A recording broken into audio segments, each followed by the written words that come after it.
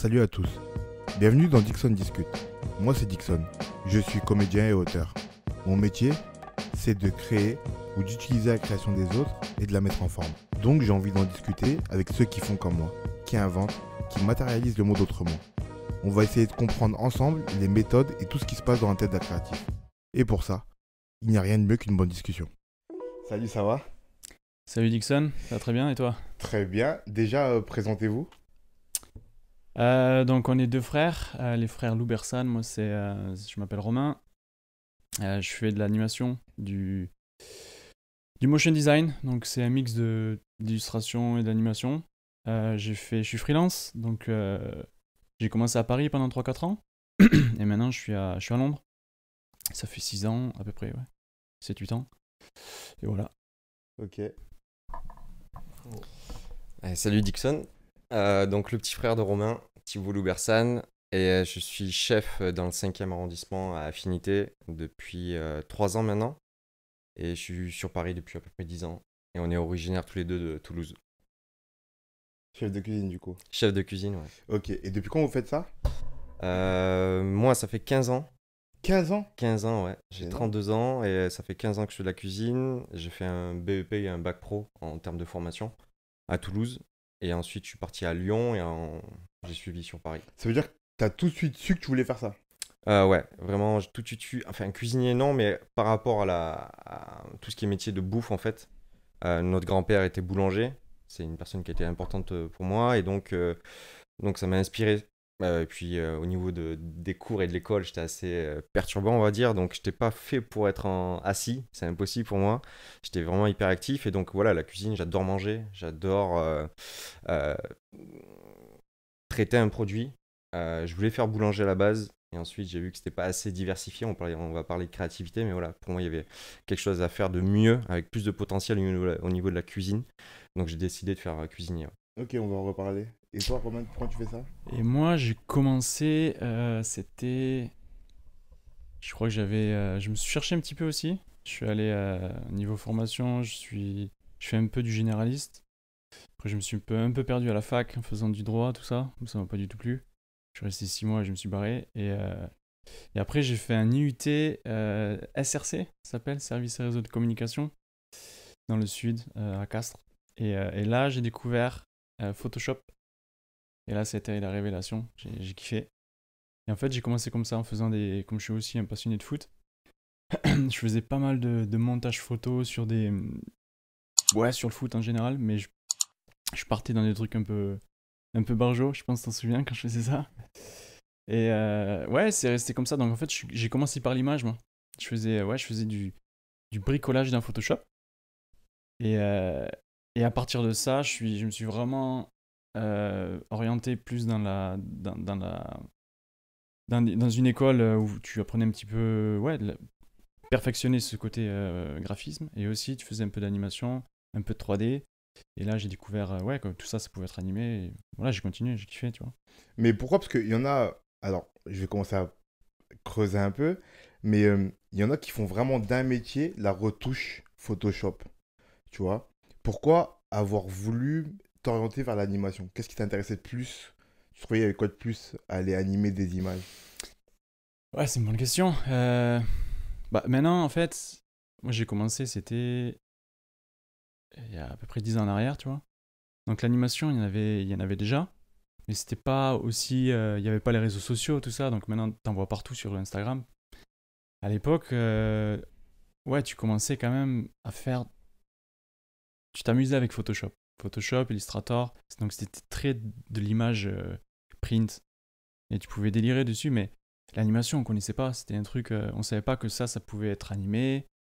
On n'était pas trop informés. Et on voyait quand même des références sur Internet, ça commence à venir. Le motion design, moi, on savait même pas que ça s'appelait du motion design, tu vois. Et ça m'est venu, comment ça m'est venu? Ouais, à travers les études, hein, à travers cette école que j'ai faite. Et j'ai trouvé ça trop bien de pouvoir animer quelque chose que tu crées, même si j'adore le côté statique. Dès que tu animes quelque chose, que tu lui donnes de la vie, c'est encore, tu vois, quelque chose d'autre. Et ouais, j'ai kiffé, c'est un truc que j'ai adoré, quoi. Est-ce que tu peux expliquer c'est quoi le motion design? Donc le motion design, bah, si on décortique les deux mots, t'as design et motion. Donc tu pars d'un design, c'est une entité graphique. Donc tu crées un truc, c'est très graphique à la base, graphic design. Et tout ça, tu fais bouger. Donc motion. Donc voilà, c'est ça. C'est un mix de le côté print, tu vois, le côté print du graphic design. Mais tu vas lui donner de la vie. Il faut que ça bouge dans tous les sens. Il faut que ça ait du sens aussi. Pourquoi ça bouge, dans quel sens. Et tout ça mixé avec de la couleur. Ouais, c'est super vaste. Archi technique en vrai. C'est technique, ouais. Et moi, je suis dans le motion design, mais j'anime aussi des personnages un petit peu avec du cell animation, on appelle ça. Donc tu dessines sur des grandes tablettes, tu vois, un peu à l'ancienne, comme les mecs de Pixar, tout ça, mais rien à voir, tu vois, pas à ce niveau-là. Mais tout ça mixé avec du motion design qui est très graphique, avec des shapes, tout ça, tu peux avoir des résultats assez intéressants. Et c'est cool. On va revenir parce que j'ai des trucs qui me viennent en Ouais, tête. ouais. Mais du coup, je veux que tu me dises pourquoi toi, Thibaut, tu trouves pas, pour revenir sur ce que tu as dit, tu trouves pas que c'est assez créatif la boulangerie? Enfin, le métier de boulanger, pardon. Alors, un petit truc déjà, depuis, je pense, 4-5 ans, la boulangerie est vraiment à la mode. Il y a un mec qui s'appelle Cédric Grolet.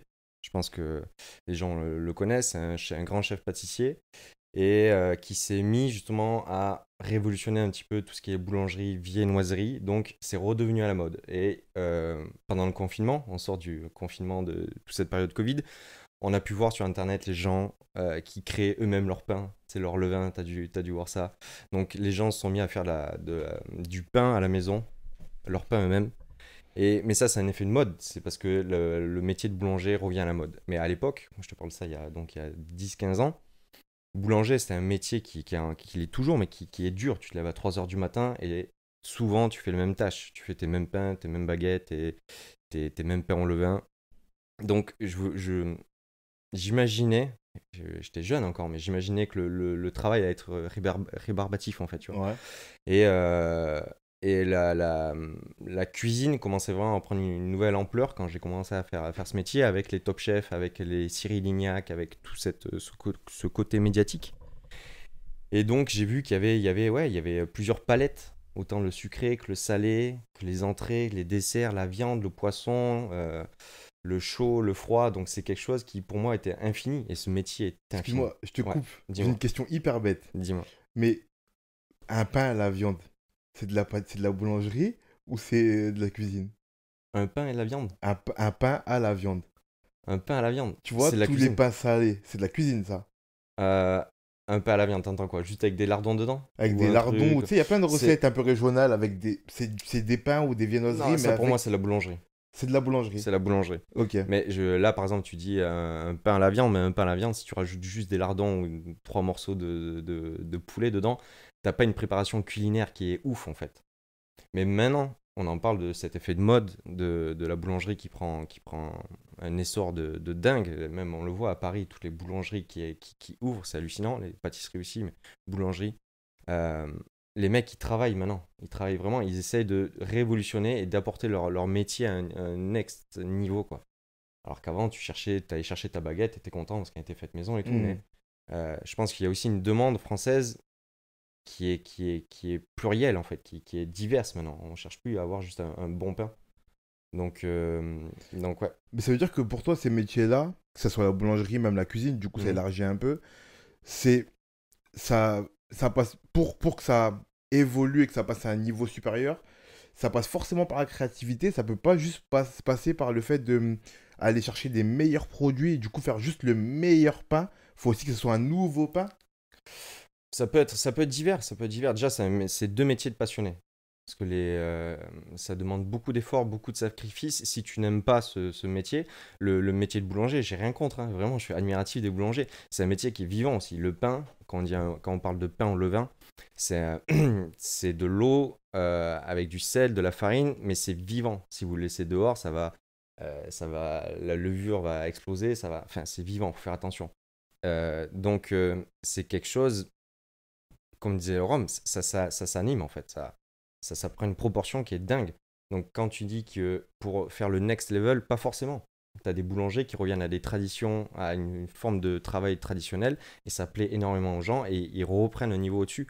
Mais il y a toujours, je pense qu'il y a cet effet de mode qui fait qu'il faut avoir peut-être la baguette avec la forme parfaite, ou quand tu la coupes, il y a les alvéoles de la pousse de la levure où elles sont vraiment régulières. Avant, on prêtait pas attention à ça. Ouais. Je parlais de Cédric Grolet, lui, ses croissants, par exemple, c'est une œuvre d'art. Il te le coupe en face de toi, on dirait une cathédrale où tu vois Moi, ça me fait penser à comment on dit ça dans les cathédrales, les vitraux, des vitraux. Ouais. C'est Les plein- vitrailles. Ouais, les vitrailles, pardon, ça a des formes géographiques, enfin géométriques et tout. Et ça, c'est calculé, ça. Ça, c'est calculé. C'est des essais, des essais, des essais, des essais. Donc, c'est des mecs qui ont. Parce qu'on a de nouveaux outils, de nouveaux matériels, de nouveaux produits. Donc, on arrive à calculer tout ça. Et c'est Instagrammable. C'est de la photo, c'est de l'esthétique. Donc, c'est ça aussi qui plaît aux gens. Et tu crois que dans la cuisine, c'est plus facile d'être. Enfin, en tout cas, je vois ce que tu veux dire. Parce qu'à l'époque, comme tu as dit, c'était pas à la mode. Du coup, tu avais moins l'impression que c'était facile d'innover dans la boulangerie. Ouais. Et donc, pour toi, dans la cuisine, c'était d'entrer plus facile d'innover. Ou d'être plus créatif. Ouais, bien sûr. Bien sûr. Pour moi, c'était d'entrer plus facile parce qu'il y avait vraiment une vague de nouvelles générations qui s'intéressaient à ça. Avec une nouvelle façon, une nouvelle vision aussi de penser. Encore une fois, via les réseaux, via la télé, il y avait une masse de jeunes qui voulaient faire ce métier en fait. Et donc, automatiquement, quand tu as une nouvelle génération, tu as de nouvelles idées. Les anciens sont un peu dépassés, ou et ça casse les codes, et les anciens s'inspirent des nouveaux, ou forment les nouveaux. Les nouveaux prennent les meilleures idées des anciens, laissent celles qui ne les intéressent pas et les modifient. Donc, non, ouais, il y a une nouvelle génération qui est arrivée et qui a cassé tout ça, quoi. Et encore aujourd'hui, hein, moi je le sens.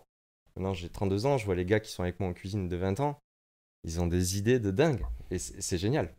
Mais on va, parce que ça me donne envie de te poser plein de questions par rapport à ça. Mais j'avais entendu dire qu'il y avait une espèce de. Il y a un moment donné, Mhm. et tu m'arrêtes si je dis des bêtises, mais il y a un moment donné dans la cuisine, je crois que la vraie évolution, elle est passée par toute la cuisine moléculaire, qui était très très à la mode à un moment donné. On en parlait beaucoup, et c'était un changement qui était presque radical. Genre, on passait d'un riz de veau classique à Mhm. des trucs avec des bulles et tout. Et j'avais l'impression, de ce que j'entendais, des articles que je lisais et tout, que pour les anciens, entre guillemets, les anciens cuisiniers ou ceux qui avaient des formations plus classiques, c'était pas exactement de la cuisine. Ah, Tu vois, il y complètement. avait un truc à aller trop loin pour que ce soit de la cuisine. Mais toi, dans ton discours, après, t'es peut-être plus jeune, t'es un espèce d'entre-deux dans les Mhm. générations, mais je trouve ça je trouve ça génial qu'il y ait des gens qui ont des nouvelles idées, qui ont envie d'aller plus loin encore, mais à quel point ça s'arrête et à quel point on reste encore dans la cuisine et qu'on ne va pas dans autre chose, tu vois. Ben, deux choses pour relever ce que tu dis. Quand je suis passé par Lyon, j'ai fait de la cuisine moléculaire, justement. J'ai travaillé dans un restaurant moléculaire et c'est ce qui me plaisait. C'était, ok, nouvelle génération, nouvelle vision, nouvelle ère, nouvel âge.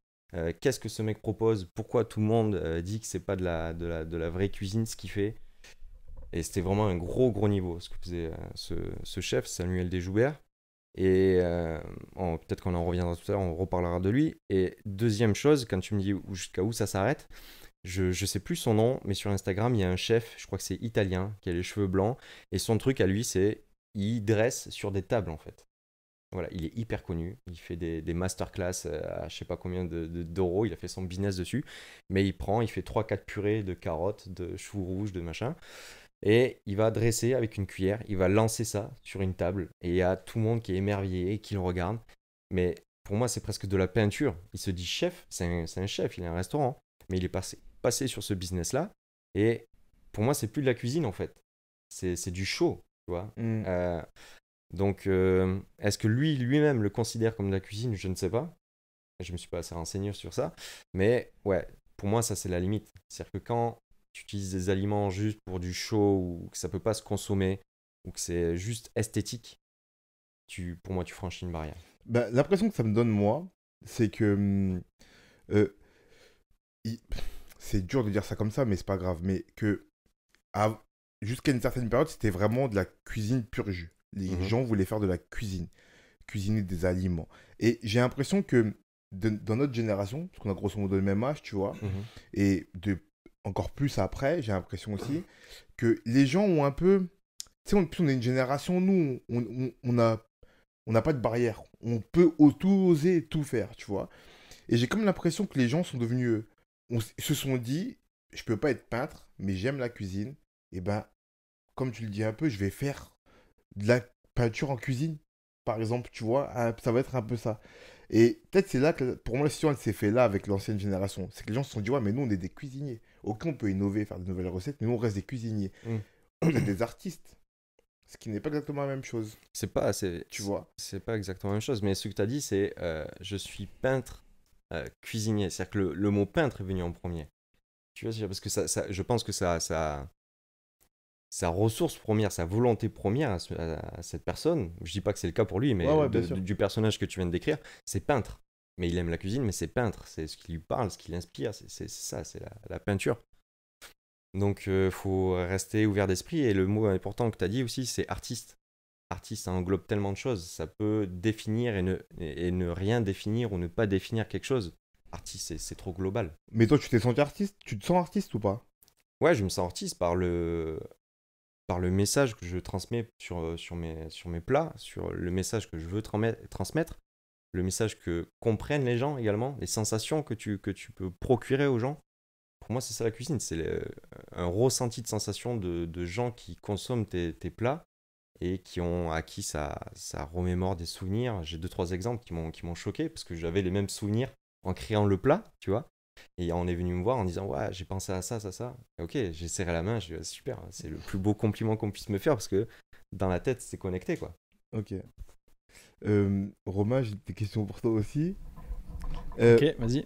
euh, Comme tu me disais, tu utilises des tablettes, un peu comme tu disais pour les dessins animés ou les films d'animation, on dit maintenant. Les films Mhm. d'animation, quand ils animent leurs personnages et tout. Euh, je pense à quelqu'un que j'ai reçu ici, qui est un mangaka, qui dessine des mangas, tu vois. Le truc, c'est que lui, c'est pas animé du coup. C'est des planches, c'est des bulles, et Mhm. du coup, c'est des dessins fixes qu'il anime pas. Est-ce que pour toi, il y a une grosse différence entre le fait de faire des dessins simples en 2D, on dira, et des dessins que tu animes en 3D? Est-ce que c'est vraiment une différence ou est-ce que c'est un peu la même chose? Tu pourrais aussi juste t'amuser à faire des petits dessins comme ça en 2D. Ou ce que tu aimes vraiment, c'est animer. Bah, du coup, j'imagine que ton pote, s'il fait du manga, c'est que en règle générale, le manga, c'est complexe. C'est du dessin assez complexe. Donc, si tu veux animer ça, là, on est sur du film de Miyazaki, tout ça. C'est super compliqué, ça prend du temps, il faut des équipes de fous, il faut du budget, tu vois. Euh, je pense que l'animation, si tu dessines, si... La question, c'était quelle est la plus-value? Quelle est la différence entre les deux? Quelle différence tu fais toi, entre les deux? Entre le dessin simple et le dessin que tu as vocation à animer? Moi, j'ai tendance je pars vraiment sur la simplicité. C'est purement personnel parce que déjà, j'ai pas un niveau de dessin de fou. Mais ne pas savoir vraiment bien dessiner ne veut pas dire que tu peux pas animer. Tu peux, tu peux te tourner ouais, tu peux te tourner sur quelque chose de très simple et l'animer super bien. Et les gens, ils vont kiffer. Ça me fait penser à un dessin animé quand on était petit, Alinéa, je sais pas si tu te rappelles, l'Alinéa. C'était un dessin animé avec une ligne qui s'animait tout le long du dessin animé. Ah ouais? Ouais, ouais. Et c'était en 2D, c'est un truc des années 70, ouais, Ah ouais? 70-80. Et je t'enverrai la référence si tu veux. Et c'était vraiment une ligne qui s'animait comme ça tout le long. Ouais, ouais. Bah, quand le dessin il est complexe, déjà il faut vraiment être balèze en dessin. Parce que l'animation, c'est tellement un niveau supérieur. Quand tu dois animer ton dessin, il faut que tu fais pas juste un dessin. Par seconde, t'en fais 25 ou ça dépend si t'es en 2 images par seconde ou pas. C'est énormément de dessins. Donc si le dessin, il faut que ça soit naturel. Tu penses même plus au dessin à ce niveau-là. Quand t'es plus limité en dessin, tu pars vers la simplicité. Mais tu peux prendre autant de plaisir. Tu peux prendre autant de plaisir. C'est pas le souci. C'est deux corps de métier différents. Il y a, par exemple, les mecs des Gobelins, l'école des Gobelins de Paris. C'est tous des tueurs en dessin. Voilà, c'est la référence mondiale. Bah, quand tu regardes leurs films de fin d'études, c'est des trucs super complexes. C'est des dessins, tu pourrais t'arrêter image par image. C'est beau, quoi. C'est travailler tout ça. Moi, dans le motion design, j'essaie d'apporter justement du dessin animé, tu vois, par moment, j'adore. Mais ça va être assez simple. J'adore parce que c'est la touch que je veux.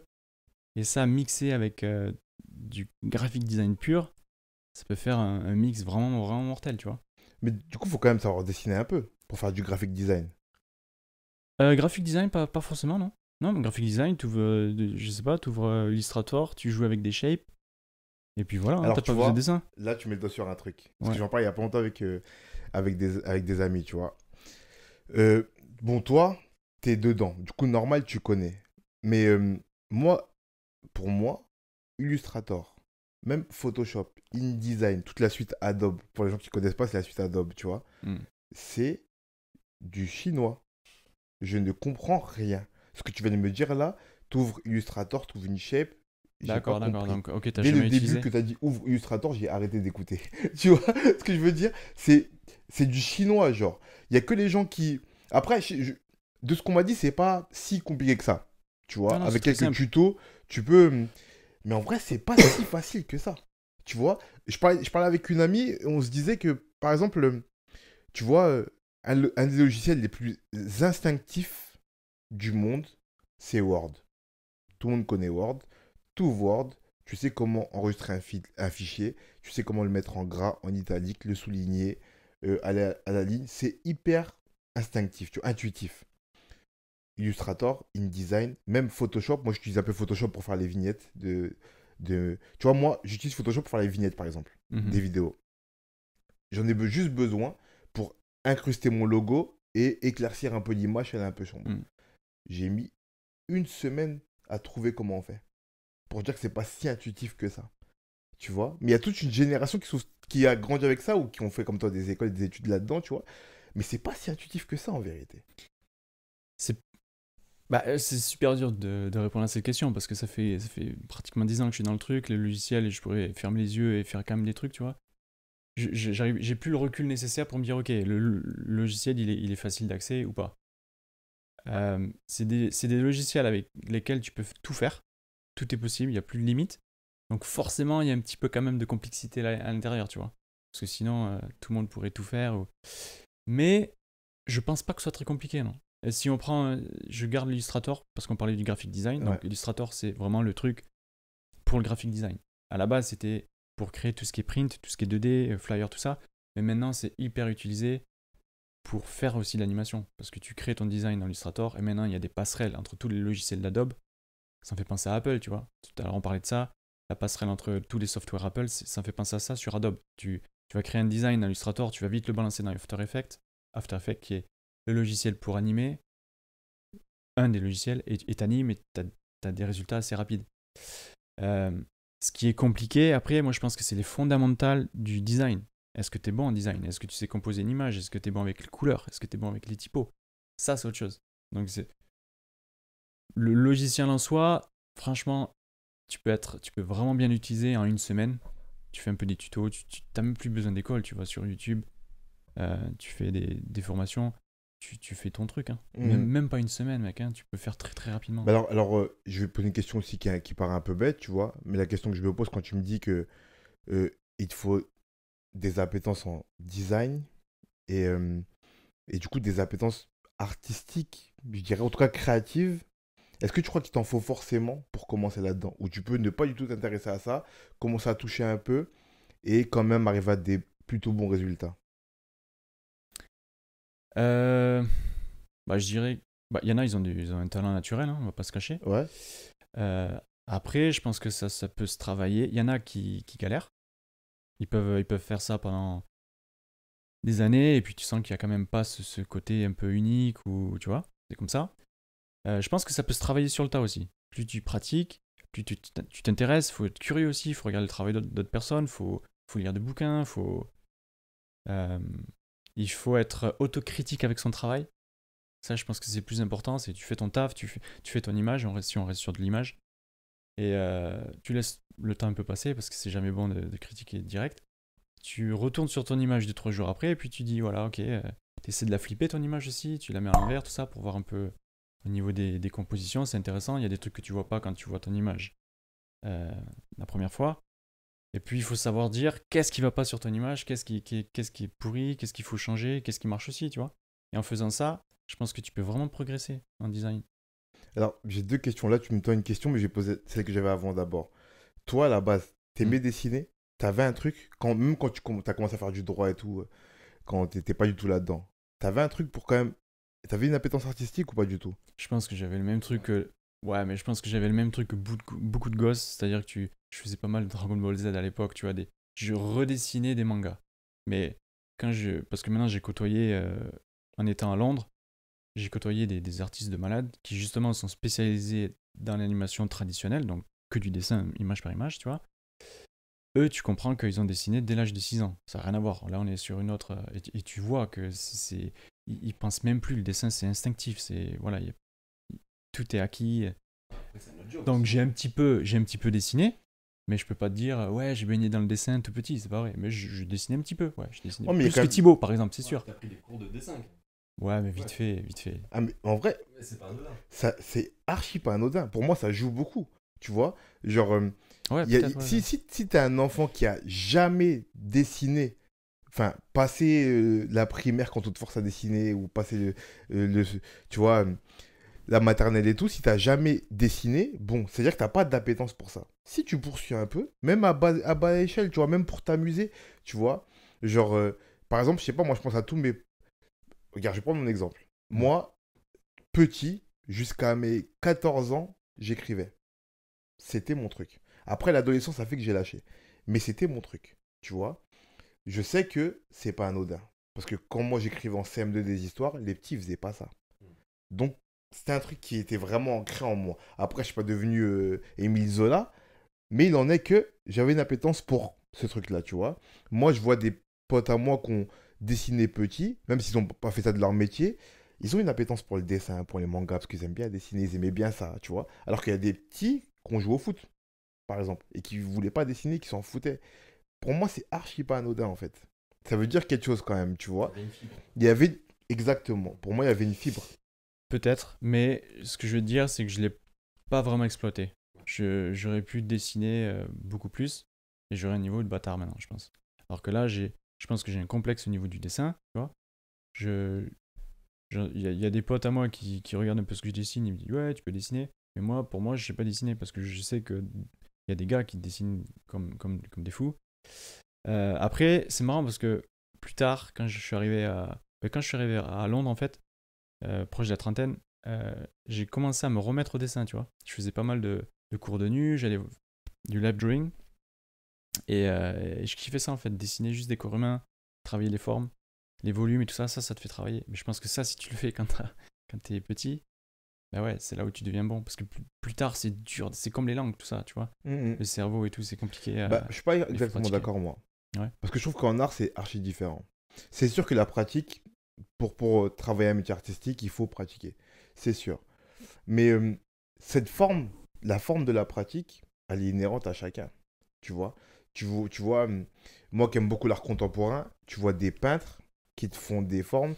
Un des plus connus, par exemple, un mec comme Basquiat, qui est un peintre des années 80, tu vois. Mm.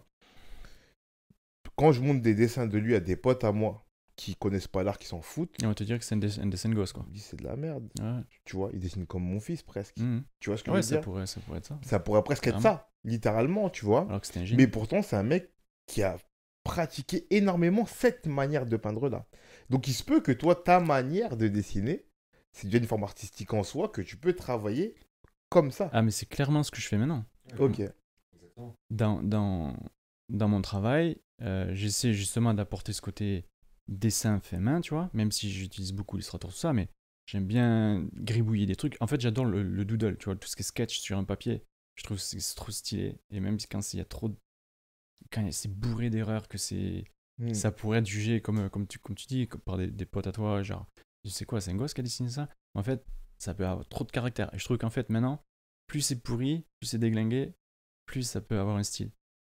Il y a plus le côté perfectionniste qu'il y avait avant, où il fallait être vraiment très très fort dans le détail, ou connaître ton anatomie, ou peu importe.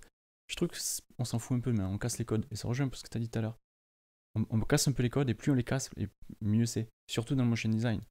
Il y a tellement de trucs maintenant qu'il faut être original aujourd'hui, c'est dur.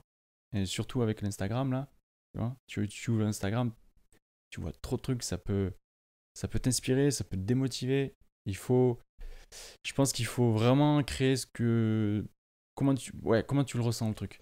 Bah, tu me donnes une perche, mais je vais poser d'abord la question à Thibaut. Ouais, vas-y. Sur justement, l'originalité et, euh, et la création. Ici, on en a déjà parlé, en plus tu les connais, mais j'ai déjà reçu des amis, Ouais. William et Camille, qui sont cuisiniers. Et la question que je posais à William et que je pose à tous les cuisiniers, en soi à tous les créatifs que je reçois, mais très particulièrement avec les cuisiniers, tu vois, c'est comment on fait pour créer de nouveau, sachant que je pose un prémisse et un présupposé qui est que l'histoire de la cuisine est aussi grande, voire plus que l'histoire du monde.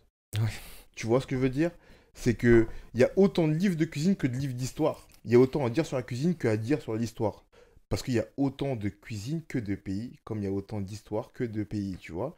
Du coup, comment on arrive après, j'ai envie de te dire 2000 ans, mais en vrai, ça a Plus. commencé bien avant, tu vois. Dès qu'il y a eu des êtres humains, on a Dès qu'il y a eu commencé à des manger. êtres humains, comment on arrive de l'histoire de, il y a un mec qui a trouvé une branche enflammée qui s'est mis à cuire une viande, tu vois. Patrick, Ah. il s'appelait Patrick. Ouais, Patrick, le premier, qui a fait le premier barbecue. Comment on parle de Patrick, le premier barbecue, à un mec qui va sans table jeter des cuillères de Des carottes, cuillères. tu vois Ah, ce que je c'est veux dingue, dire? hein. Comment on arrive à là et comment surtout on arrive en 2021, 2022 ou ce que tu veux, à avoir encore des idées et à pouvoir se renouveler encore. Et en vrai, je te dis ça, mais là, je suis parti un peu loin. Moi, ce qui m'impressionne le plus dans vos métiers, c'est que quand... voilà, je vais dire un truc qui va heurter des gens, mais c'est pas pour vous. Mais quand tu es un vrai chef, tu dois renouveler ta carte assez régulièrement. Et ça, je trouve ça incroyable. Tu vois? Et je finirai là-dessus, mais tu vois, j'en parlais justement avec un ami qu'on a en commun qui s'appelle Charles. Mhm. Et on parlait de William, justement. Et parce que Charles, il a été récemment. Et il me disait, lui, il m'a dit naturellement, comment il fait pour tous les semaines trouver des nouvelles idées? Il est fou. Alors que ça fait 1000 ans à son restaurant, tu vois. Et c'est pareil pour toi, du coup. C'est ça, ça m'impressionne. Ouais, plusieurs points sur ce que tu me dis. D'une, on est parti manger justement chez Will et chez Camille hier. Donc Au petite, Montcalm, allez au Montcalm, allez ouais, au Montcalm. petite dédicace, c'était vraiment très très très très bon. Donc foncez-y, regardez le podcast de Dixon, il y a l'adresse et tout. De deux, comment tu en viens de Patrick avec son barbecue au mec qui jette de la purée sur la table. Je pense que c'est la nature de l'être humain. On est toujours, l'être humain, je pense vraiment qu'il a toujours besoin d'évoluer, de chercher, de s'améliorer, de découvrir, vraiment tout ça. Donc, et c'est pas encore, c'est vraiment pas fini. L'évolution dans la cuisine en tout cas, même dans tout secteur. Et troisième point, la créativité et le fait de devoir changer comme fait Will. C'est un exercice qui est vraiment très très très compliqué. Moi, je suis admiratif de la fréquence de changement du restaurant où travaille Will. Je le fais pas. Franchement, je change pas ma carte toutes les semaines, vraiment. J'ai pris une autre direction. J'ai moins d'expérience, je pense, que Will aussi. Il a quel âge, ce mec? Il a proche de la quarantaine. Proche de la quarantaine. Ouais. Donc, je pense qu'il a 7-8 ans de plus, à mon avis, d'expérience que moi en tant que chef. Donc, ce qui est énorme, hein, c'est tu apprends, tu t'emmagasines beaucoup, beaucoup d'expérience en 7-8 ans dans une cuisine. Et au vu de la qualité que l'on a mangé hier, le mec, il travaille dur, je pense, où il a fait de grandes maisons, vraiment, ça se sent. Donc ouais, je pense qu'il a dû passer lui-même, après on parlera peut-être de nous, mais lui, je pense qu'il a dû passer par des étapes où vraiment tu te forces à pousser ton niveau technique de dingue. Tu cherches à étonner les gens par ta technique. C'est un peu du m'as-tu vu, tu vois. Mais ça, c'est, je pense, intérieurement, en tant que cuisinier. Tu veux prouver aux autres cuisiniers ou à ta brigade ou à toi-même que tu es hyper technique, que tu fais des trucs de fou. Et en fait, tu te rends compte de plus en plus que les gens ont besoin de quelque chose de simple, de compréhensible dans l'assiette. Et que le plus important, c'est le goût et le produit. Parce que nous, on a mangé hier. C'est pas méchant, hein, vraiment, mais il n'y a pas forcément énormément de technique. On a mangé des moules à la verveine. On était avec notre bol de moules à la verveine. C'était ouf, mais c'était trop bon, quoi. Et alors que c'est juste des moules avec de la verveine. Mais voilà, je pense que ce mec a compris son identité également. Et a compris que, ok, ça sert à rien de faire des folies. Juste, on goûte, on a des bons produits et on a envie d'atteindre un niveau de goût Ouais, excellent. Donc on va vers ça et on va pas vers du matu vu ou des artifices à l'inverse de celui qui jette de la purée. Tu vois. Et pour la créativité, je pense qu'il... je sais pas comment il fait. Oui, il reprend des anciennes recettes, il les retwist. Mais Oui, toi, comment tu fais pour créer et une nouvelle carte? pour moi, pour créer une nouvelle carte, je fais appel à mes souvenirs, à mes envies de l'instant, aux produits qui sont actuellement présents sur la saison. Il faut toujours travailler de saison en tant que cuisinier, ça c'est sûr et certain. On a une petite problématique l'hiver, parce qu'en France, l'hiver, au niveau des légumes, des viandes et tout, on tourne pendant 5 mois quasi avec les mêmes produits. Euh, donc, si vous mangez des tomates en hiver, c'est chaud, quoi. C'est violent. Il faut fuir le restaurant. Donc, tu as toujours cette gamme de produits qui est racines, chou-fleur, tubéreux. Donc, tout ça, tu dois réellement te réinventer. Et l'une des difficultés dans la créativité au niveau culinaire, c'est que, ok, la première année, on va dire la première année de Affinité, quand j'étais chef, j'avais beaucoup d'idées. L'été, le printemps, l'hiver, avec les produits. Ok, les nouveaux produits arrivaient, ok, bam, bam, tu Ça arrives, fuse, ça ouais. fuse, ça fuse, ça fuse. La deuxième année arrive, sauf que les produits, là, c'est une nouvelle année, mais les produits, c'est les mêmes. Donc tu reprends tes choux, tu reprends tes racines, tu reprends tes topinambours. Ok, peut-être on fait ça. Ah, mais chef, ça, on l'a pas fait l'année dernière? Ah ouais, c'est vrai, ok. Et ça, ah, ça, on l'a déjà fait. Ok. Et en fait, tu te prends la tête à retravailler les mêmes produits ou je sais pas, ça pourrait être pour mon frérot, ça pourrait être retravailler une même couleur ou un même personnage, tu vois, mais d'un décor différent. Et pour moi, c'est retravailler le même produit, mais en essayant de lui apporter peut-être pas un goût différent, mais ou une texture ou un aspect. Ou moi, j'aime beaucoup les associations de produits, de goût. Donc, si tu l'as fait avec, si tu fais topinambour, j'allais dire melon, c'est ouf, mais c'est pas du tout la même saison. Mais topinambour, je sais pas, pigeon, ok, et s'il faut avec du poisson, la topi, ça marche super bien. Donc, vas-y, on essaye. Donc là, la créativité va rentrer en compte, en fait. Et ensuite, peut-être qu'avec de la lotte, c'est vraiment pas bon. Mais donc la lotte, c'est un poisson. Mais avec du rouget, le rouget qui est un poisson un petit peu plus fort, bah, ça décuple les saveurs. Et ok, mais là, tu comprends, tu apprends. Et tu comprends que la topinambour est un produit un petit peu sucré, un petit peu... il y a une texture particulière à la topi. Et ok, tu comprends qu'il faut un produit euh, pour le contrer assez puissant ou un produit doux pour l'accompagner, pour faire ressortir la saveur de la topinambour. Après, tu peux te poser la question, est-ce que tu veux effacer le goût de la topi? Est-ce que tu veux l'accompagner?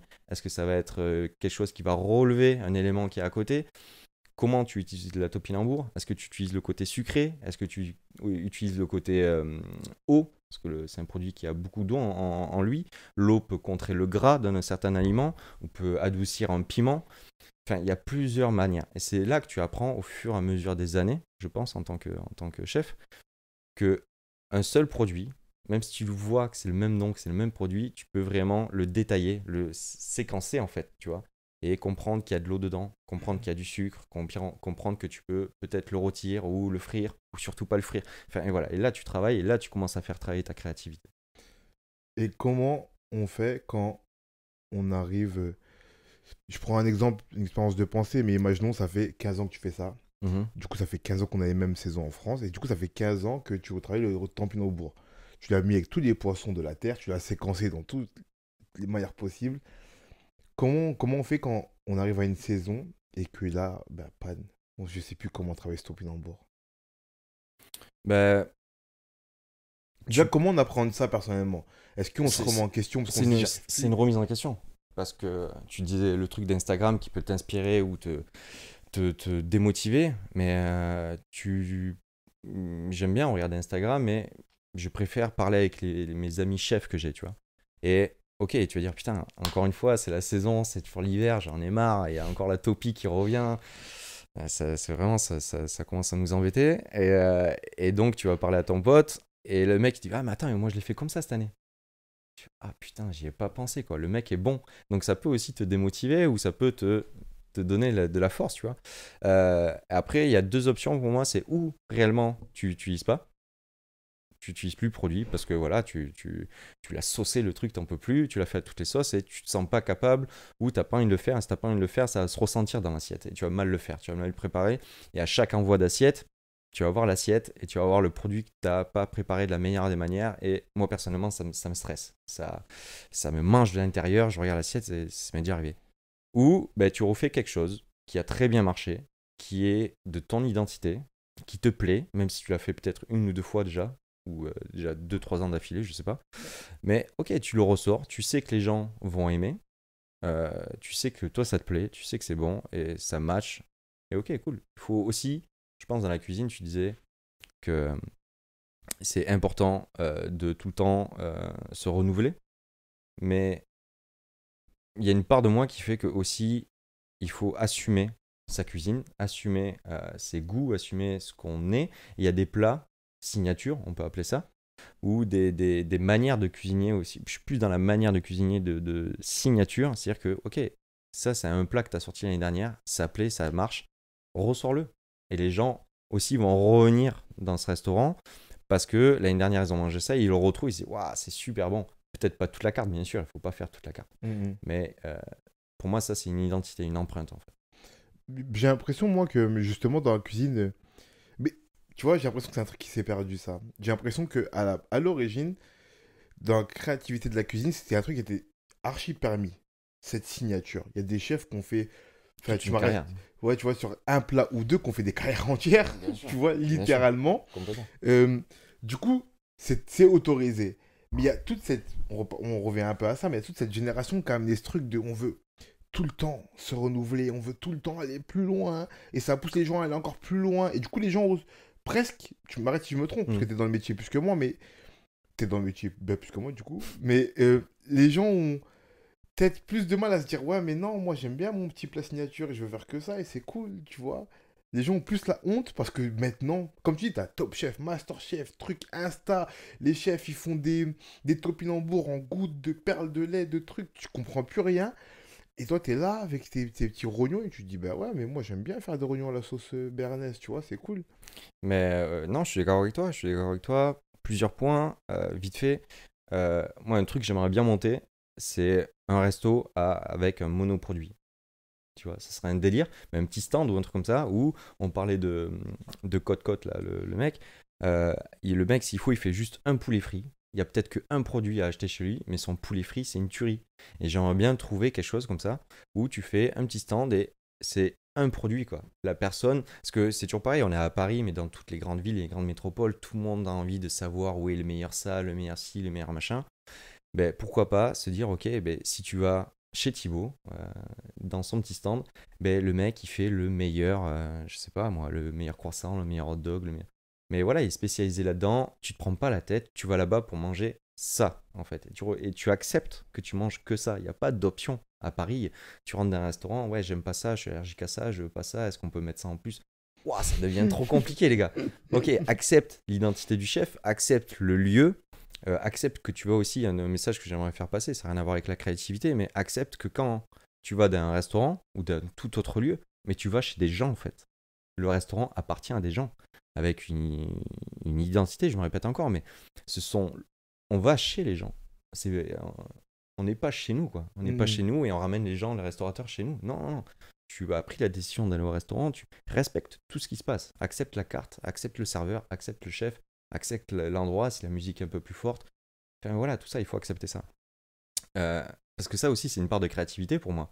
Le restaurateur a mis tout un cadre, un décor, une ambiance. Ça aussi, c'est une part de la personnalité des restaurateurs, des patrons, du chef, du maître d'hôtel, de tout ça.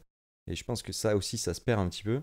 J'espère qu'avec le confinement aussi, les gens vont apprécier le fait qu'on ait une grande force en France de la gastronomie et qu'il faut en prendre conscience, quoi. Faut arrêter d'arriver dans un restaurant à se prendre pour des rois ou... tu vois. Le message est passé. Ouais, le message est passé, merci. Et toi, Romain, comment tu fais pour Un petit coup de gueule. Mais t'as le droit.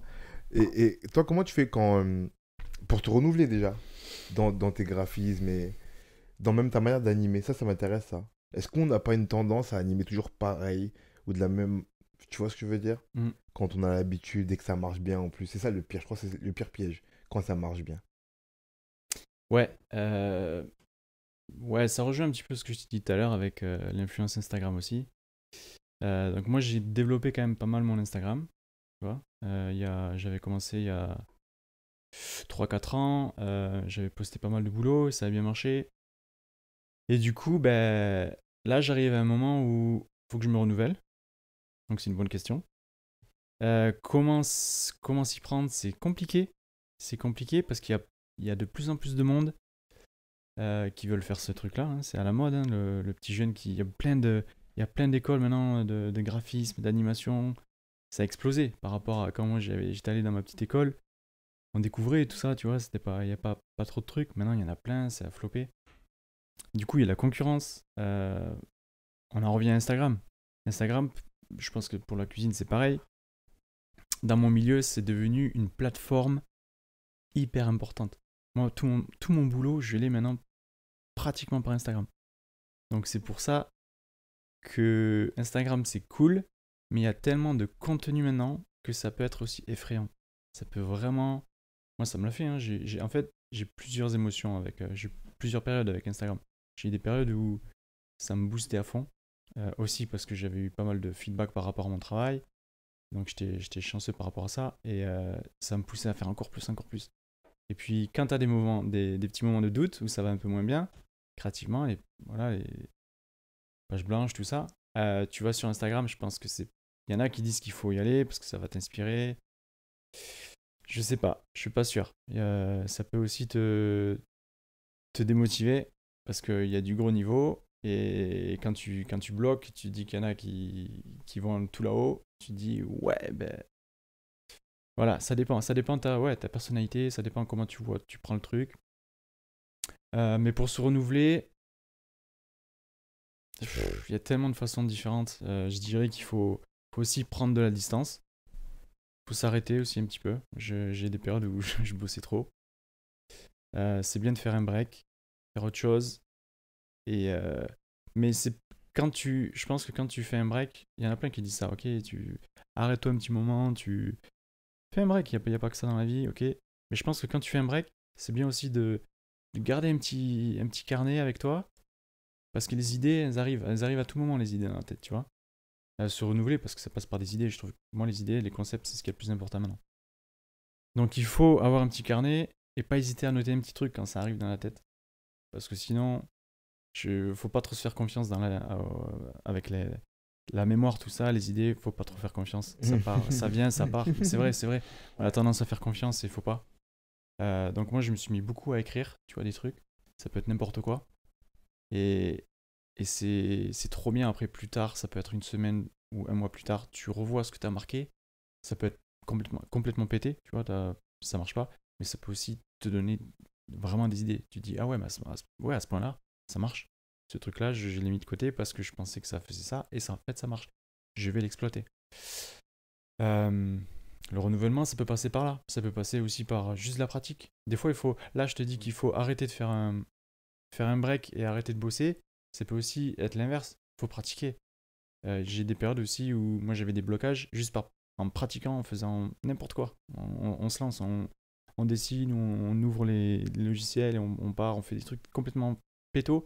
Ça va t'emmener dans des directions et tu vas trouver un truc qui, waouh, ok, c'est cool ça. On prend, on décuple.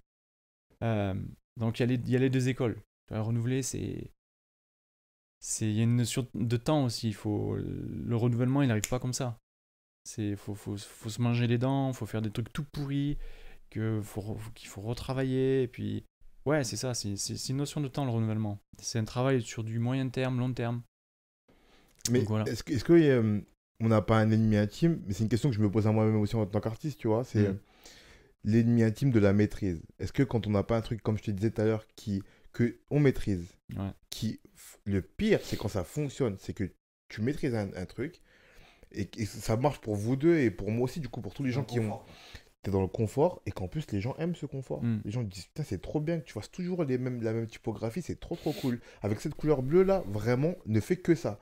Ce topinambour là à la lotte, vraiment ne fait que ça. Et là tu te dis, je maîtrise ce truc, tout le monde kiffe, pourquoi je changerais? Pourquoi je me renouvellerais? Hmm. Bah, j'ai eu tellement de discussions avec des potes par rapport à ça qui sont dans le même milieu. C'est qu'est-ce qu'il faut? Est-ce qu'il faut avoir son propre style ou est-ce qu'il faut être explorateur, tu vois, et aller un peu partout? Je sais pas, les deux fonctionnent. On s'en fout, personne n'a dit qu'il fallait que... Tu vois l'exemple de la bouffe que tu as dit tout à l'heure, là, tu as ton petit plat et tu le fais à merveille. Bah alors, il n'y a pas de mal à ça. Pourquoi il n'y a pas de problème? C'est vrai qu'on est dans une société, déjà là, tout le monde veut du nouveau, du renouveau, du renouveau, du renouveau.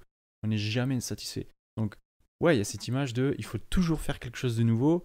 Et si toi, tu as ton truc que tu maîtrises et tu continues à le faire, bah t'es un loser. Mais non, t'es pas un loser. C'est mortel aussi de maîtriser un sujet et de le faire. T'as travaillé aussi pour arriver à ce point-là.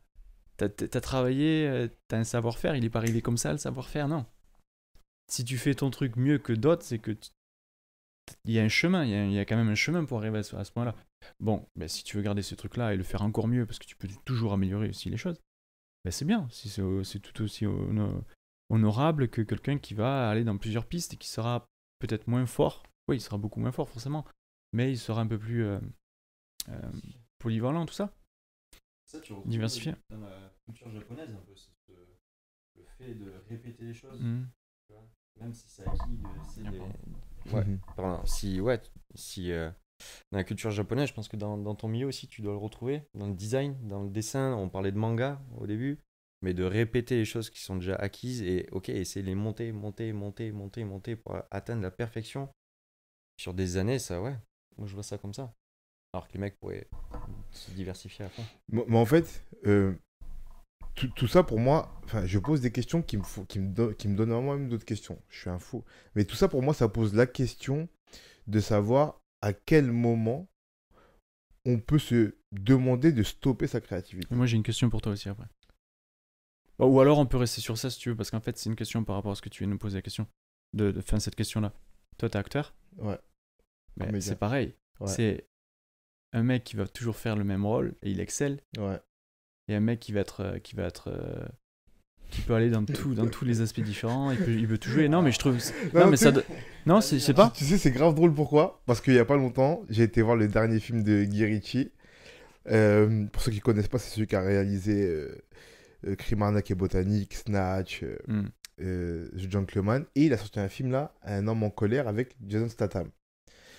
Et, Ouais, c'est l'exemple parfait. du coup, je dis à un pote à moi qui apprécie ce genre de film, tu vois, un peu blockbuster, un peu bagarre et tout. Désolé. Euh, et mon pote me dit, ouais, mais j'aime bien ces films, hein. J'aime bien ce genre de film. Mais là, Statham, je vais pas. Parce qu'il fait toujours pareil. Il est fâché et il se bagarre. Et pendant 1h30, c'est ça sur les 20 films de sa carrière. Genre, tu vois. Mais un peu comme je disais, il y a des mecs qui ont bâti une carrière là-dessus. Tu vois. Bien sûr. Statham, Mais Schwarzenegger, les Stallone, tout Stallone. ça, ouais. Bien sûr. Tous ces mecs-là ont bâti des carrières là-dessus, tu vois. Et après, de l'autre côté, c'est aussi... Ouais, c'est aussi un genre, tu vois. Quand ça marche, tu vois, je pense à les mecs qui font ça beaucoup en ce moment et pour qui ça marche. Parce qu'il faut toujours des mecs qui font que ça aussi. Pour les mettre dans les films et que les films marchent, enfin, tu vois. The Parce que tu Rock, sais à quoi t'attendre. voilà, tu sais, tu voilà, vois. ouais. The Rock, Statham. Si tu veux un mec qui se castagne et qui... bon, tu les mets eux, bon, les gens vont venir... ça va au moins un peu marcher parce qu'ils seront là et qu'ils vont se castagner comme il faut, tu vois. Après, il y a des acteurs qui ont voulu casser ces trucs aussi. Ces images, tu vois. Je pense à un mec comme... un acteur qui s'appelle Matthew McConaughey. Ah ouais, bien sûr. C'est un mec, pour les gens qui connaissent cet acteur-là, il jouait dans Interstellar, c'est un de ses films les plus connus. Et en fait, lui, pendant la première partie de sa carrière, les gens, son nom à Hollywood, c'était The Body. Parce qu'il était dans les films que pour se mettre torse nu, parce qu'il avait un corps de ouf. On l'appelait comme ça, c'était The Body à Hollywood, genre, tu vois. Tu veux un mec qui est bien taillé, brun, prends ce mec. Mets-le là, mets-le torse nu pendant une demi-heure, c'est bon, ça fera l'affaire, tu vois. Et il s'est rendu compte qu'en fait, en tant qu'acteur, ça ne l'enrichit pas, qu'il n'aura jamais de prix, du coup, qu'il ne sera jamais reconnu. Et que s'il veut vraiment atteindre un autre palier, mais c'est même pas forcément financier. Parce que des fois, je pense que Statham ou The Rock, par exemple, tu vois, The Rock, il fait que des films où il fait des galipettes et il met des patates à des gens. C'est l'acteur le mieux payé d'Hollywood, Mhm. tu vois, même devant DiCaprio et d'autres acteurs. Donc, c'est pas forcément des fois, à pas prendre de risques, t'es mieux même, dans tous les sens du terme. T'es reconnu, enfin, tes films marchent, tu gagnes bien ta vie, tu vois. Tous les mecs qui ont dû casser leur image, ils sont passés par des films indépendants que personne n'allait voir. Et Ouais. pour casser ça, tu vois, c'est que tu veux évoluer en tant qu'acteur. Donc je pense que il y a deux choix, un peu comme on le disait même pour vos domaines, tu vois. Il y a deux choix. Moi, personnellement, pour pas éluder la question quand même, euh, moi, tu vois, là, j'ai joué dans une pièce pendant 2 ans où j'avais un rôle qui était hyper proche de moi. Tu vois, un mec de banlieue, c'est un peu moins, puis c'est écriture de plateau. Écriture de plateau au théâtre, c'est l'écriture qu'on écrit. En fait, la pièce, la création se fait pendant les répétitions. Du coup, on écrit les textes avec la metteur en scène et on fixe les textes et c'est ces textes-là qu'on apprend. Mais du coup, les textes viennent un peu de moi, un peu des discussions qu'on a eues. Du coup, Ok. le rôle, il est très très collé à moi, tu vois. Euh, et là, de commun accord, moi j'ai décidé qu'avec cette compagnie dans laquelle je travaille, ça allait se terminer parce que je veux sortir de ça. Et là, je suis dans un nouveau projet qui arrive bientôt, euh, dans lequel je vais jouer un rôle qui est pas moi, qui est un rôle classique du XXe siècle, qui est le rôle d'un soldat en Allemagne, bref, j'en dirai plus tard, tu vois, mais en gros, un rôle classique, déjà, c'est pas moi. Euh, dans une époque, c'est contemporain, du coup, ça a réadapté, mais dans une époque qui est pas la mienne, pour un métier qui est pas le mien, euh, tu vois, pour le caractère du personnage, j'ai pas encore creusé à fond, mais le caractère du personnage n'a pas l'air d'être très proche de mon caractère, parce que je veux aussi, moi, aller autre part, tu vois. Parce que d'après moi, euh, c'est pour ça que je vous pose la question, mais, et que je dis souvent que je la pose à moi, parce que j'ai l'impression, moi, qu'il y a une forme de facilité, par moment, à pas avoir envie de se renouveler. Parce que comme c'est pour ça que je demandais quand ça fonctionne. Et en fait, quand je dis ça, je me pose la question à moi-même. Est-ce que je pourrais pas, moi, jouer des mecs de cité si je le fais bien? Ce serait facile. Comme Statham joue le mec qui se casse parce qu'il le fait bien, en fait. Et qui serait plus en difficulté à aller jouer le mec un peu plus. Tu vois? Il n'a pas besoin de ça. Il fait des abdos toute la journée. Il sait comment faire des abdos. Il sait comment mettre des patates. On le veut pour qu'il boude et qu'il mette des patates. Pourquoi il changerait? Pour prendre des risques. Tu vois? Pourquoi prendre des risques? Pourquoi aller faire comme Matthew McConaughey, qui a joué dans. Bah, Dallas Club, C'est ce que j'allais dire. ça, ouais. Tu C'est vois, l'opposé, qui a, le qui a corps, perdu 20 kilos et Ouais. qui a joué le rôle d'un mec qui est plus du tout ça, tu vois. Qu'en plus, tu vois, il est parti dans un rôle qui est vraiment. Pour ce rôle-là, là, j'y pense, c'est vraiment aux antipodes de ce qu'il était. Ouais, Parce qu'il s'appelait The Body, là, il a perdu son corps volontairement pour un Mhm. rôle où il joue le rôle d'un mec sidaïque, Calcida, pardon, d'un mec Calcida et tout. Tu vois. Donc, il y a une forme de facilité, je crois, à rester dans un créneau. Donc, moi, je pense qu'il faut aller contre. Et moi, ça veut aussi, moi, là-bas, j'ai commencé par l'écriture. Moi, j'écris. Et je vois que dans mon écriture, je m'impose de changer de style. J'ai commencé par le théâtre. J'ai fini par écrire. J'ai écrit beaucoup de textes courts qui sont pas du tout la même forme. J'ai écrit une nouvelle. Là, mon prochain défi, c'est d'écrire un scénario. Et à la base, je voulais écrire un scénario de film. Et là, je vais me mettre encore un défi encore plus, écrire un scénario de série. Enfin, du coup, plusieurs petits scénarios avec une histoire qui se tient sur 10 épisodes, tu vois. Je pense qu'il faut aller se bagarrer avec soi. Tu vois, Mhm. moi, je le vois un peu comme ça. J'aime bien les métaphores, moi. Mais c'est comme si je me disais, je suis sur un chemin et je me croise moi-même et je m'empêche de passer. Tu vois, c'est un peu comme ça que je le vois. Je suis sur un chemin vers autre chose et je me croise moi qui me dit, tu vas où? Reste là, on est bien. Et je m'empêche de passer. Du coup, je me bagarre avec moi. Du coup, je pense qu'il faut se bagarrer avec soi et forcer la porte pour passer, tu vois. C'est ça mon avis. Ouais, ouais, bah je l'entends, hein. Franchement, moi je suis pour les deux avis. Je pense qu'il y a. Parce que je connais des gars qui sont spécialisés, qui réussissent bien. Et même en étant spécialisés ou en gardant leur style, ils évoluent sans prendre autant de risques que toi là t'es en train de faire. Mais il y a toujours une forme d'évolution. Même si tu restes dans ton truc, tu peux toujours un petit peu évoluer. T'as pas besoin d'aller aux antipodes, tu vois. Et moi là, j'arrive à un stade où j'ai envie j'ai envie de me retrouver encore créatif. Parce que je pense que je l'ai perdu un petit peu. Et voilà, ouais, je suis dans un travail. Je m'observe, qu'est-ce qu'il faut faire. Et c'est vraiment un travail. Ça va au-delà de la création, je trouve. Se renouveler, c'est beaucoup plus. C'est aussi ouais, mental. C'est plein de choses. Ça regroupe plein de choses. Ouais. Le truc, là où je peux te rejoindre, c'est que le truc que les gens ne savent pas, Mais je dirais artistiquement, parce que là, on parle un peu plus entre artistes, Mm. désolé. Je pense que ça marche aussi pour les créatifs de façon générale. Mais en tout cas, artistiquement, c'est vraiment quelque chose qui marche très bien. C'est que les gens ne se rendent pas compte à l'extérieur de la subtilité. Et que tu peux te renouveler de façon très subtile. Mm. Par exemple, pour donner un exemple, mais moi, je sais que dans mon écriture, je pourrais garder les mêmes styles, la même manière de construire mes phrases, mais mon renouvellement, il serait dans la manière dont je ponctue. Et du coup, dans le tempo que je donne à mes phrases. Et du coup, pour les gens, ça paraîtrait rien. Mais moi, je saurais que j'ai passé une étape et que j'ai évolué vers quelque chose, tu vois. Et ça peut être pareil dans le dessin ou dans la peinture. Des fois, c'est un trait en plus que tu as mis là. Détail, ouais. Un détail. Ouais. Tu t'es dit, ah, là, c'est passé un truc. Tu vois. Ouais. Donc, je comprends ce que tu dis, que c'est pas forcément d'aller du tout au tout et de changer. Mais c'est aller faire une recherche. En fait, c'est faire une recherche à l'intérieur de soi, je crois. C'est ça. Je pense que c'est ça. Ouais. C'est exactement ça. Donc là, je suis en plein dedans. Et j'y travaille, hein. Mais je te dis, j'écris pas mal aussi en ce moment, mais c'est plus sur du ressenti jour par jour. Et du coup, des fois, sur quelque chose que je vais vivre dans la journée, ou même des choses. Je me suis pas mal lancé dans la méditation, tout ça aussi, tu vois. Donc c'est la rétro-inspection de plein de choses. Et des fois, sur un truc que je vais noter, ben, ça va m'inspirer sur de la créa. Je pense que tout est connecté. Mhm. Surtout si t'es passionné, tu vois, tout est vraiment connecté. C'est interconnecté tout ça. Et mais c'est pas facile aussi. T'as des jours où quand ça roule pas, bah moi ça m'affecte parce que il y a trop de passion et du C'est coup je peux sûr. être un peu down, tu vois, des fois. Mais faut se remotiver, faut repartir, faut pas arrêter. Et faut trouver la bonne balance entre faire des breaks, mais aussi persévérer et aller dans d'autres horizons, comme t'as dit. Je suis entièrement d'accord avec ça.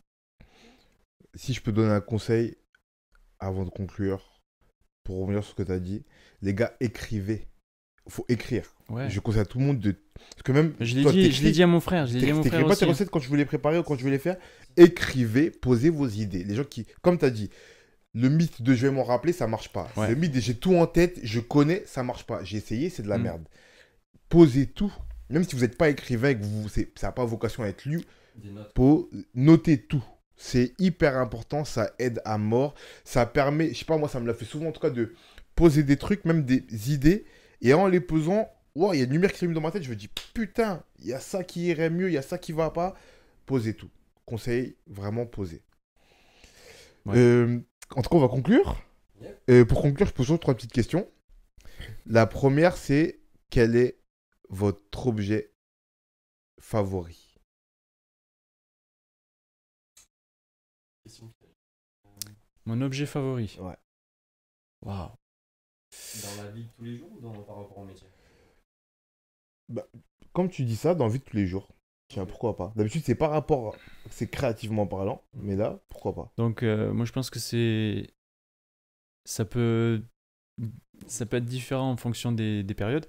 Là en ce moment, je kiffe mon iPad parce que je trimballe partout et évidemment pour créer c'est une tuerie maintenant, tu peux tout faire. Et ouais, je dirais l'iPad parce que je peux lire, je peux faire plein de choses dans ce petit truc là. Voilà, iPad. Toi aussi? Non. Ouais, vie de tous les jours, moi je dirais mon vélo. Ok. Vraiment, ouais. Ça m'a permis sensation de liberté aussi. Et ça te permet tu parlais d'être moins bien ou être super bien et ça te permet d'avoir l'esprit un peu plus actif au niveau de la créa. Mais en vélo, ouais, tu as le temps, t'es pas enfermé, t'es libre, t'es autonome et t'as le temps de voir l'architecture de Paris ou sentir des odeurs aussi, tu vois, entendre des bruits, ou tu peux t'arrêter quand tu veux, tu peux repartir, accélérer et t'as une vraie sensation de possibilité et de liberté, ouais. Donc ouais, mon vélo, ouais. Ok. La deuxième, c'est une œuvre inspirante pour vous. Tout genre confondu. Ça peut être une recette, ça peut être un film, un livre, une chanson, un tableau, une sculpture, ce que vous voulez. Un meuble, un design.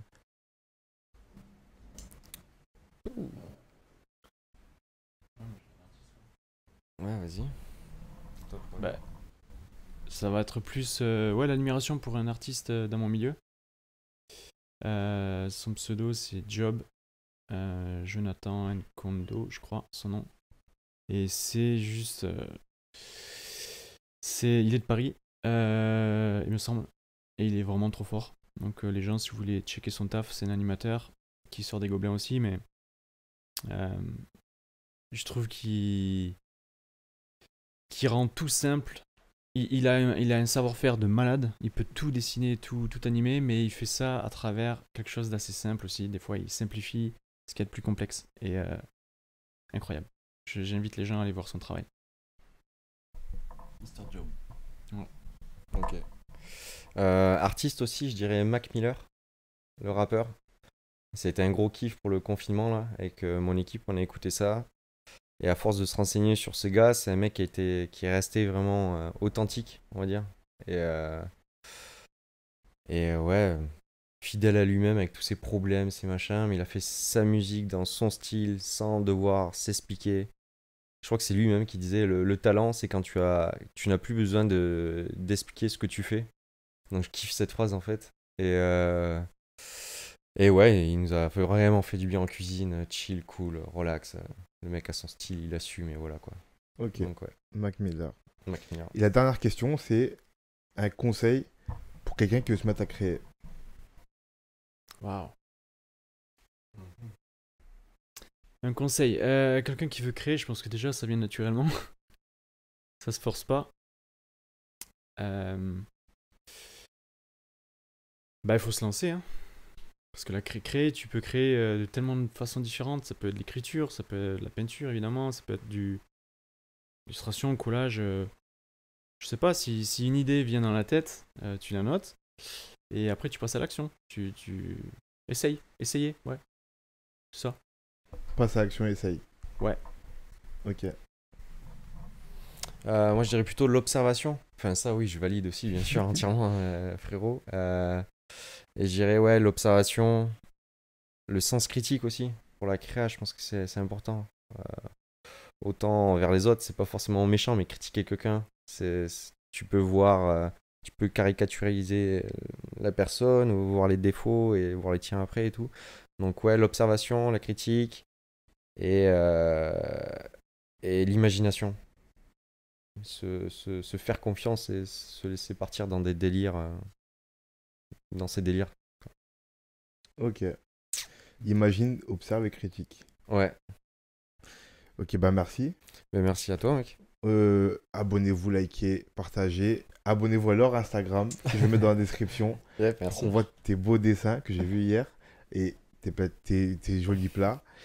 Ben merci. Merci à toi mec, c'était très très cool. À la prochaine. Ciao.